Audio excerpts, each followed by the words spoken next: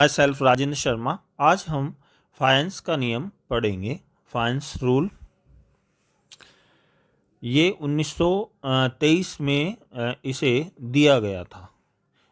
ये जो नियम है ये ध्रुवण शक्ति और ध्रुवणता को प्रभावित करने वाले कारकों से संबंधित है। इसमें कुछ नियम हैं, जो कि पहला नियम है धनायन की ध्रुवण जो क्षमता है वो धनायन के आकार के बढ़ने पर घटती है। मतलब कि जैसे जैसे जो धनायन या कैटायन है उसका साइज बढ़ता है तो उसकी जो ध्रुवण क्षमता या ध्रुवण शक्ति है वो कम होती जाती है। यानी धनायन की ध्रुवण क्षमता डिस्प्रोपोर्शनल टू 1 धनायन का आकार। यानी धनायन का आकार यदि कम होगा तो धनायन पर जो आवेश घनत्व है वो बढ़ जाता है, जिससे उसकी ध्रुवण क्षमता भी बढ़ जाती है। क्योंकि जो नाभिक है, जो धनायन का नाभिक है, उसकी आकर्षण जो शक्ति है वो कंपैरेटिवली बढ़ जाती है। तो छोटे आकार के जो धनायन होते हैं उनकी ध्रुवण क्षमता कंपैरेटिवली ज़्यादा होती है, और जैसे जैसे धनायन का आकार बढ़ता है वैसे वैसे उसकी ध्रुवित करने की जो क्षमता है वो कम होती जाती है। आकार बढ़ने पर उसकी ध्रुवण क्षमता कम होती जाती है।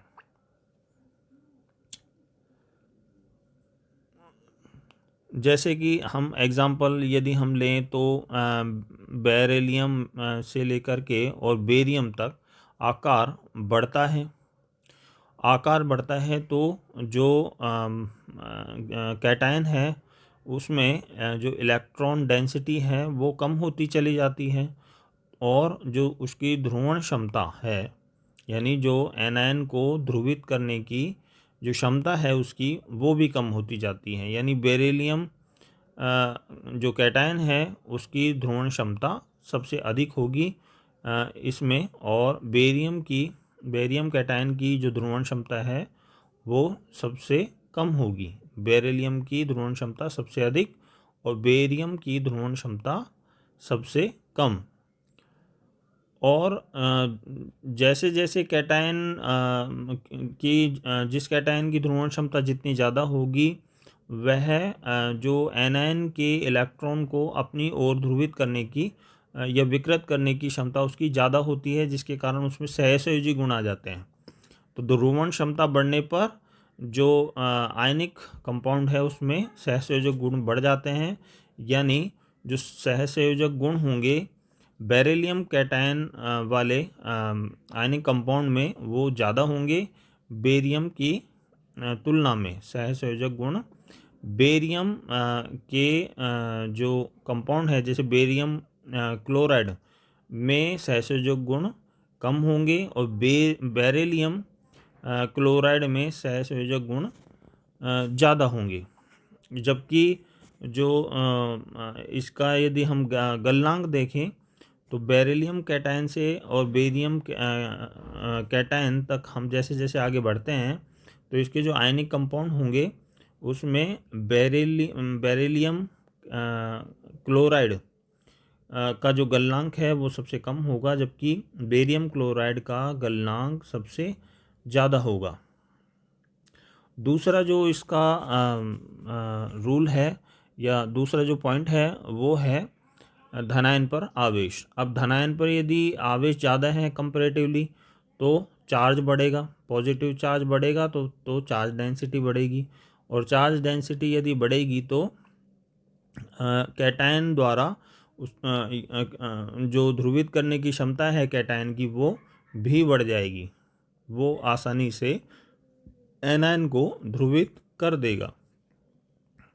यानी धनायन की ध्रुवण क्षमता प्रोपोर्शनल टू धनायन पर आवेश। धनायन पर आवेश जितना ज़्यादा होगा धनायन की ध्रुवण क्षमता उतनी ज़्यादा होगी। ये प्रोपोर्शनल है।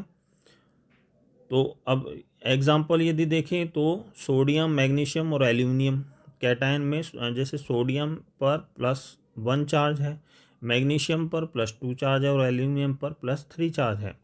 तो चार्ज बढ़ रहा है, चार्ज बढ़ने के साथ साथ जो कैटायन की ध्रुवण क्षमता है वो भी बढ़ेगी, यानी एल्यूमिनियम +3 कैटायन की ध्रुवण क्षमता सबसे अधिक होगी और इससे बने जो आयनिक कंपाउंड होंगे उसमें सहसंयोजक गुण भी ज़्यादा होंगे, यानी सोडियम क्लोराइड में सबसे कम जो सहसंयोजक गुण होंगे और एल्यूमिनियम क्लोराइड में अधिक होंगे, क्योंकि इस पर एल्यूमिनियम कैटायन पर +3 चार्ज है और ये ज़्यादा अधिक क्षमता से क्लोराइड जो एनायन है उसको ध्रुवित कर देगा, जिसके कारण इसमें सहसंयोजक गुण बढ़ जाएंगे।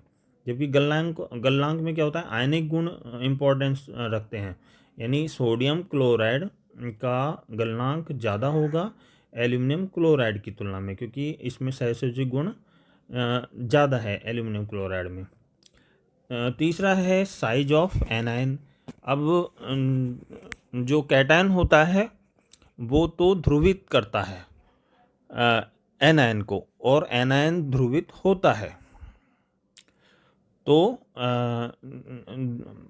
जो एनायन है उसका साइज जितना ज़्यादा होगा उस आउटर शेल में उपस्थित जो इलेक्ट्रॉन हैं वो उतनी ही उसके जो नाभिक से दूर होंगे, जिसके कारण वो क्या होंगे, जो नाभिक और इलेक्ट्रॉन के मध्य जो आकर्षण बल है उसका प्रभाव कंपैरेटिवली कम होगा और वो आसानी से इस तरह का जो एनायन है वो आसानी से ध्रुवित हो जाएगा। यानी ऋणायन का आकार जितना बड़ा होता है इसके इलेक्ट्रॉन अब्र पर उसके नाभिक का आकर्षण बल उतना ही कम हो जाता है, जिसके कारण धनायन द्वारा ऋणायन को आसानी से ध्रुवित किया जा सकता है। यानी ऋणायन की ध्रुवण क्षमता प्रोपोर्शनल टू ऋणायन का आकार, यानी ऋणायन जितना ज़्यादा हो, ऋणायन का आकार जितना ज़्यादा होगा उसकी ध्रुवणता उतनी अधिक होगी, यानी वो आसानी से ध्रुवित हो जाएगा। अब हम एग्जाम्पल देंगे, जैसे मान लीजिए उभयनिष्ठ धनायन कैल्शियम कैटायन है, मतलब हमने एक ही तरह का जो कैटायन लिया है लेकिन उसमें जो एनायन है वो अलग अलग तरीके के हैं, जैसे फ्लोराइड, क्लोराइड, ब्रोमाइड, आयोडाइड। तो फ्लोराइड से और आयोडाइड की ओर बढ़ते हैं तो आकार बढ़ता जाता है। आकार बढ़ने पर क्या होगा, जो आउटर शेल में उपस्थित इलेक्ट्रॉन और उसके नाभिक के मध्य की जो डिस्टेंस है वो कम बढ़ती चली जाएगी और बढ़ेगी, तो उसका आकर्षण प्रभाव, नाभिक का जो इलेक्ट्रॉन के साथ जो आकर्षण प्रभाव है वो कम होता चला जाएगा। तो वो आउटर शेल में उपस्थित इलेक्ट्रॉन लूज होने के कारण जो एनायन है वो आसानी से ध्रुवित हो जाएगा। तो ध्रुवणता, ऋणायन की जो ध्रुवणता होगी वो फ्लोराइड से क्लोराइड की ओर जाने पर बढ़ेगी, क्योंकि आकार बढ़ रहा है। फ्लोराइड का आकार छोटा होता है, फिर क्लोराइड का, फिर ब्रोमाइड और सबसे बड़ा आकार होता है आयोडाइड का। तो आयोडाइड की ध्रुवणता सबसे अधिक होगी और फ्लोराइड की ध्रुवणता सबसे कम होगी। जबकि सहसंयोजक गुण जिसमें आयनिक कैरेक्टर भाई ज़्यादा हैं तो उसमें जो एनायन है वो उसकी ध्रुवणता कम है। तो ध्रुवणता कम यहाँ पे किसकी कम है, फ्लोराइड की ध्रुवणता सबसे कम है, तो इसमें सहसंयोजी गुण सबसे कम होंगे। जबकि आयोडाइड जो है वो कैल्शियम कैटायन से आसानी से ध्रुवित हो जाएगा। ध्रुवित हो जाने के कारण इसमें सहसंयोजी गुण सबसे ज़्यादा होंगे। तो कैल्शियम फ्लोराइड से कैल्शियम आयोडाइड की ओर बढ़ने पर सहसंयोजी गुण भी बढ़ेंगे। जबकि गलनांक में अपोजिट हो जाएगा, क्योंकि आयनिक कैरेक्टर ज़्यादा होंगे तो जो गलनांक है या जल में विलेयता है वो ज़्यादा होगी। तो कैल्शियम फ्लोराइड में जो पोलराइजेशन हो रहा है फ्लोराइड का, की जो ध्रुवणता है वो कम है कंपैरेटिवली आयोडाइड की तुलना में। तो कैल्शियम फ्लोराइड में का जो गलनांक है वो सबसे अधिक होगा, जबकि कैल्शियम आयोडाइड का गलनांक क्या होगा, सबसे कम होगा, क्योंकि इसमें सहसंयोजक गुण आ जाते हैं।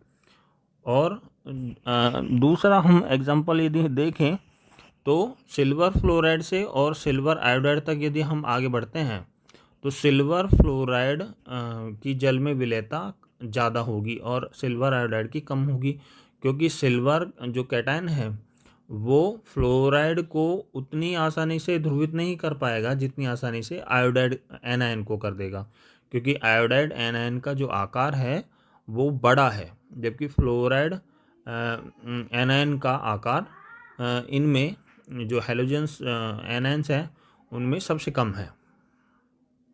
अगला पॉइंट है ऋणायनों पर आवेश। अब ऋणायन पर आवेश का मतलब होता है कि ऋणायन के आउटर शेल में यदि एक इलेक्ट्रॉन और जुड़ जाता है तो उस पर नेगेटिव चार्ज +-1 से बढ़ जाएगा।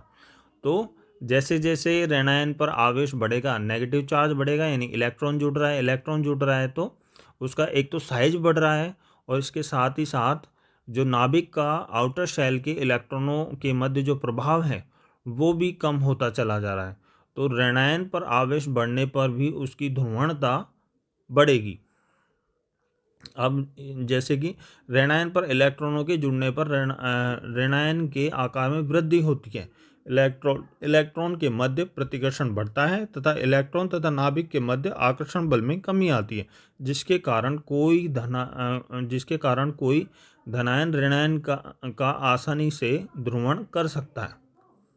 इससे सहसंयोजक गुणों में वृद्धि होती है, क्योंकि ध्रुवणता यदि बढ़ेगी तो जो इलेक्ट्रॉन अभ्र है वो आसानी से कैटायन की ओर खिसक जाता है, जिससे उसमें सहसंयोजक गुण आ जाते हैं।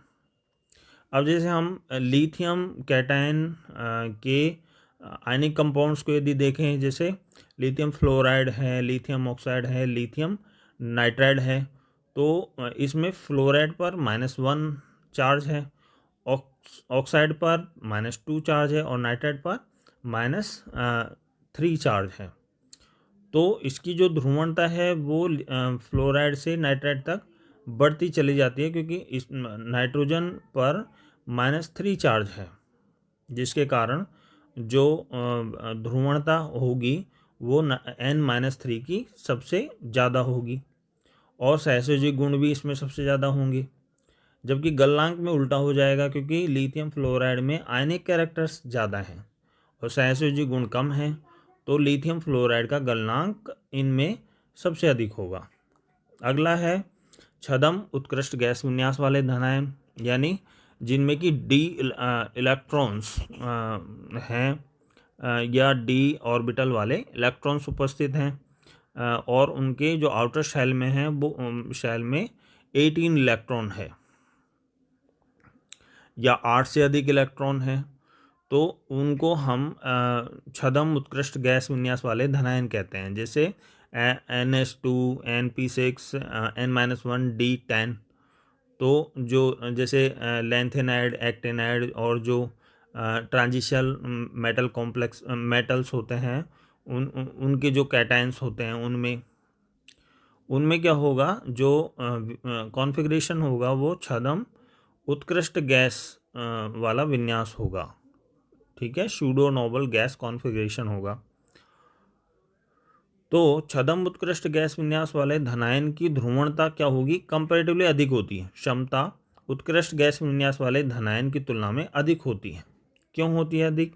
क्योंकि नाभिकीय आवेश S व P इलेक्ट्रॉनों की तुलना में D इलेक्ट्रॉनों द्वारा कम परिरक्षित किया जाता है, जिससे छद्म उत्कृष्ट गैस विन्यास वाले आयनिक यौगिकों में सहसंयोजक लक्षण अधिक मात्रा में पाए जाते हैं।